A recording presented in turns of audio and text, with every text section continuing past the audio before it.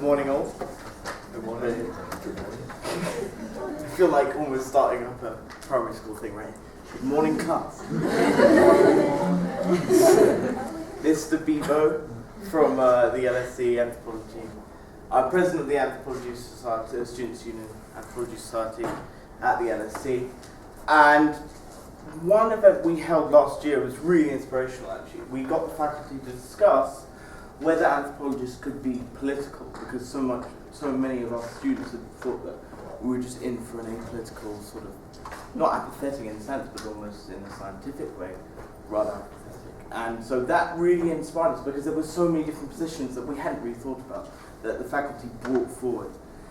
And we were so kind of heated in a way that we were like, we've got to do this, we really have to do this. And my head of department, Deborah James, was joking one day in the pub with Honik Kwan. These are just names I'm throwing out there. They were talking about, oh my God, do you remember back in the day there was these kind of historic debates going on where swords would almost be pulled out. This is the kind of thing that used to bring people to anthropology and was the character of most of its developmental stages in the early part of the 20th century. So in the kind of spirit of the Manchester debates, which Chris Fuller, former department head, was talking to me about, we thought we'd go for something really contentious, and none better to provide that than Maurice Bloch, who is a kind of ancient figurehead now of the LSE, and sort of summarize, I don't know, how it's sort of totemic in a way. Yeah, that works. And so we thought we'd use his latest kind of polemic article, The Blob. And the blob is, how does the quote go?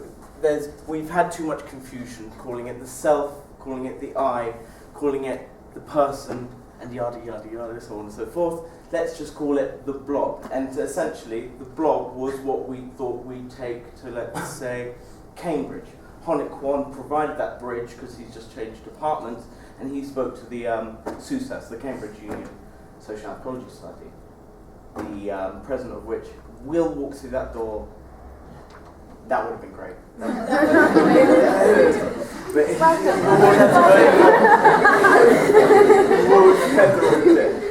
So essentially, we started to open up talks, and we said, "Listen, we'd quite like to propose this.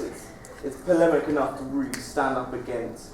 It's polemic to really provoke some kind of discourse, and so through discourse, we could break some bubbles. I mean, this is really what it was.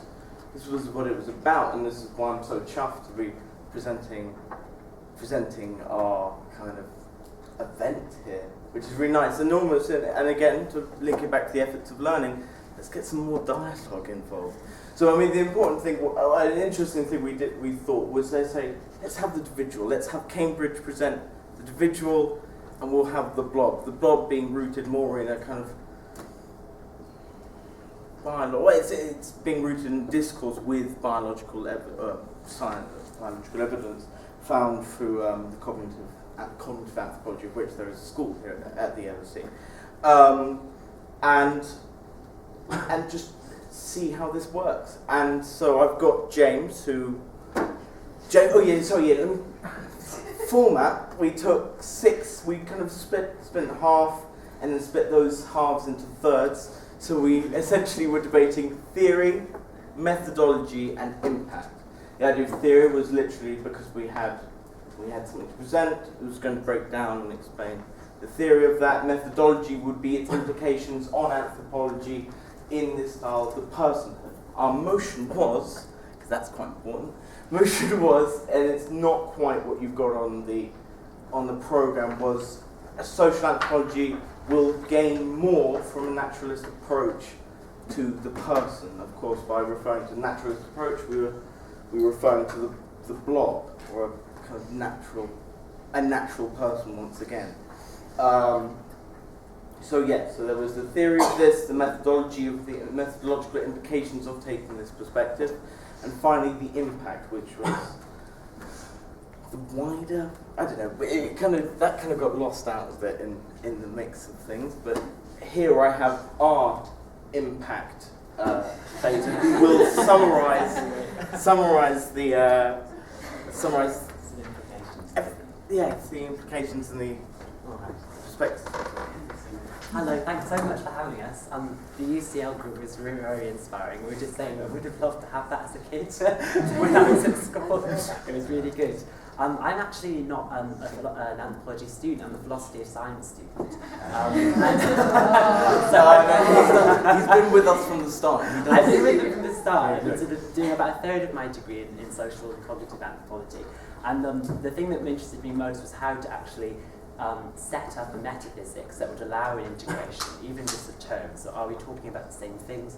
Are they on different levels? Can we still talk on different levels without having to reduce different notions of personhood down to the biological level? So I think I'm just going to try and give it, it's a shame Jonas isn't here, who represented the Cambridge team. Just to give an indication of the implications that happen at the end, I thought, right, these are the issues that we really need to discuss now to try and understand what's happening. So their first point was, against the notion of having a naturalist approach as adding something, was you're actually taking something away, which is the whole idea of having different notions of persons is that they're not simply representations of a person that can differ, they're actually different kinds of persons. If we wanted to integrate with biology, there's the risk then of saying that all these are simply a representation of what it is to be a person, which doesn't reflect the reality, so you're drawing a line between the two. Now, if you want to integrate it with a natural perspective, you're going to have to put everything into a causal system. So if we have, for example, fully interpreted anthropology that says that reasons are and meanings don't sit in a causal framework, that's not going to allow us to move up and down the scale. In fact, we would just sort of sit on top like the phenomena of the real causal processes going on at the physical level, which is not at all what you want to do. So the main claim made by the Cambridge group was really what's useful in the interpretive approach of anthropology is it allows us to stay fairly agnostic about the ontologies that we study in different groups of people and that they're processes. So I don't have to commit to one ontology being true when I understand the mode of life. I can stay agnostic and move between them. So one argument that comes from Locke about why we should try and integrate this with what's happening in cognitive and biological sciences at the moment is not to say that we reduce that dialogue to biological terms. It's to try and say, look, when you actually talk about different ontologies being in place, you've got a tacit meta-ontology going on in the background, which is basically a postulation of certain things that exist in the world, certain processes. Now, the problem is, in interpretive anthropology, we're very much interested in attributing not just beliefs, but also non-propositional thoughts, so phenomenological states, and also reasons. So we want to say, why did someone do something? We have to attend to the reasons.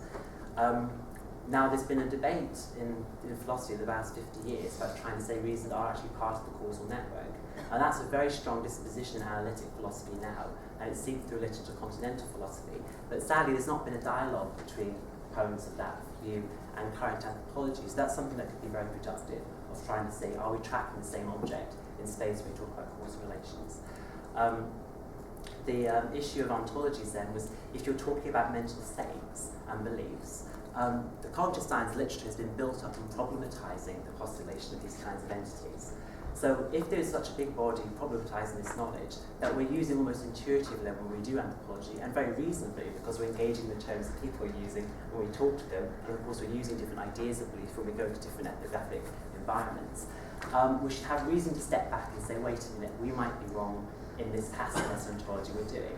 So it is very much encouraging reflexivity on the methods, but that these methods should be sensitive to the ontology given by a natural framework. So it's not going to say, right, so we reduce everything to cognitive process. It's saying there's certain questions going to happen when we start doubting the use of our intentional terms and explanations, which we can get help for thinking about from the cognitive sciences. So Rita Astuti in our department has done a lot of work at integrating cognitive methods with ethnographic methods. And the most interesting case she came across is the Visa in Madagascar, thanks very much, where she found that they had multiple different beliefs about what the ancestors were and were not. So some ancestors would be, say, in one context people would say, the ancestors will be eating the food, we're going to give it to them, and others would say, it doesn't make sense to say the ancestors eat the food. So using simply the terms given to us about what the ancestors are in the language of the people we study, we have some interesting disjunctures. So the idea was to try and understand any patterns underlying that by looking back, stepping back, and using different terms from different ontologies to provide an integrated perspective on what they were thinking. That made sense to you? Congratulations. It was very good. It was very good. We had a wonderful time. We're still recovering from the wonderful time we had afterwards. But it was really exciting, and hopefully this is going to be something that we're going to try and do year on year on year. It will be switching between both subjects and campuses, but it's something that's really important, I think. Just connecting, especially as undergrads, testing stuff out and representing researchers in our department that they're doing to really close that gap in a way. Because I mean, one of the most enjoyable things was taking my team to Maurice Bloch's office and just having general chats about why he became an anthropologist, the experience of anthropology through so many decades. It was just really nice to ground one's kind of education in something so personal as to let them teach you, not in necessarily this sort of setting, but something like just lovely, where they buy you drinks, which is really cool.